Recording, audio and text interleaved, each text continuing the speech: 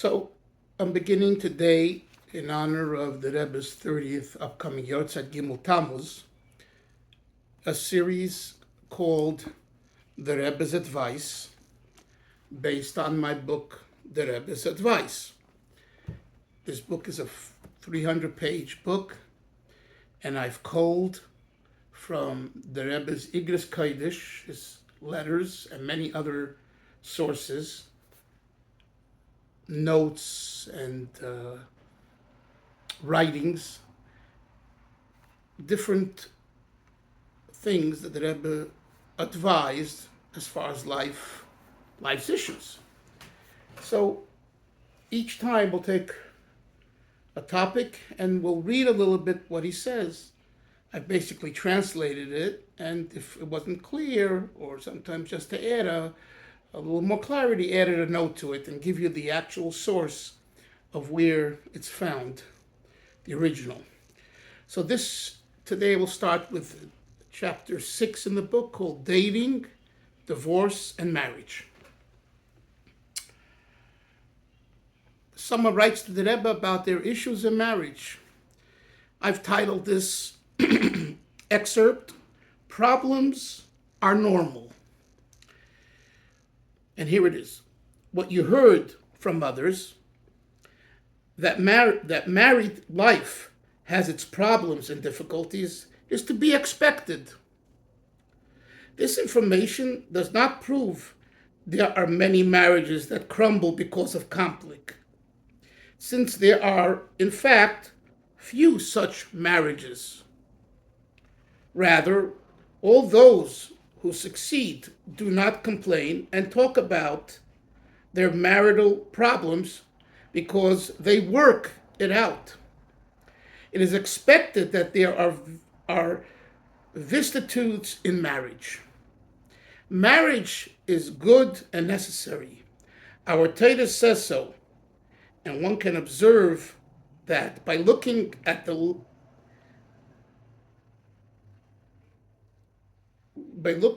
the laughter towards those that are not married.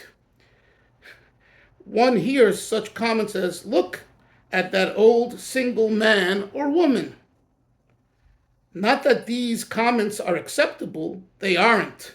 However, one can see the common attitude towards unmarried people.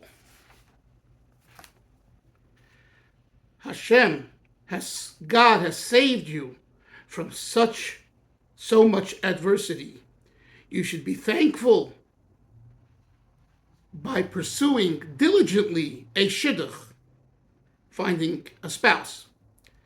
You write that you are not working hard, in quotes, to find a soulmate. You should, and do not allow yourself to get discouraged easily.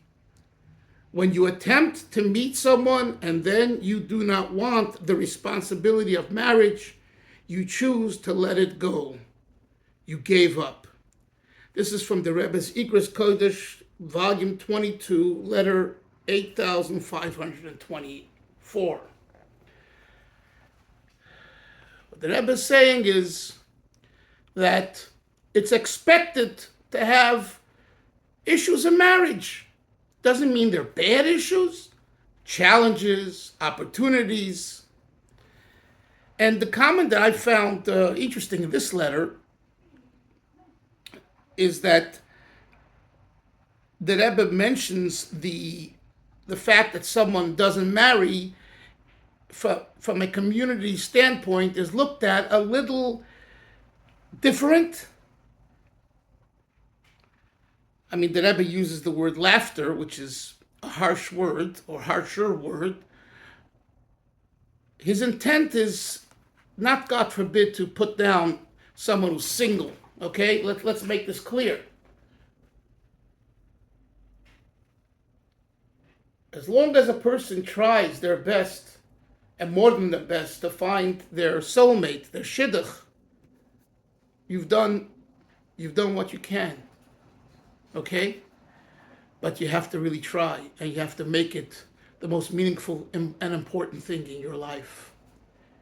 So there's nothing earth-shattering in this letter, but it's all inclusive. Knowing what to expect is solving the issue, the problem. Let's take another letter. Making conversation. Again, I've given titles to each of the excerpts that I translate. The problem is that your relative says his fiancée sometimes talks to him, while sometimes she is despondent and does not make conversation. It is because he needs to be more careful with his personal issues of tznius, modesty, and holiness. Let him also check his tefillin and mezuzahs, give tzedakah before prayer, and say at least one psalm after each morning davening, including Shabbos. This is from the Rebbe Zigra's Kodesh, volume 14, letter 4771. So, the issue that sometimes one of the people, you meet someone and one speaks, talks, and one doesn't. It happens. It's not a reason to throw away the shidduch. It's a reason, the Rebbe is saying here, to keep up the momentum, keep it going, and increase your own observance and Torah study, which will add to the flow of the conversation. I thought that was interesting. Finally, disclosing medical history. This is a common issue, an important one. The Rebbe writes, after you verify your current medical situation with a doctor, you should consult an ordained rabbi who can guide you based on our code of Jewish law.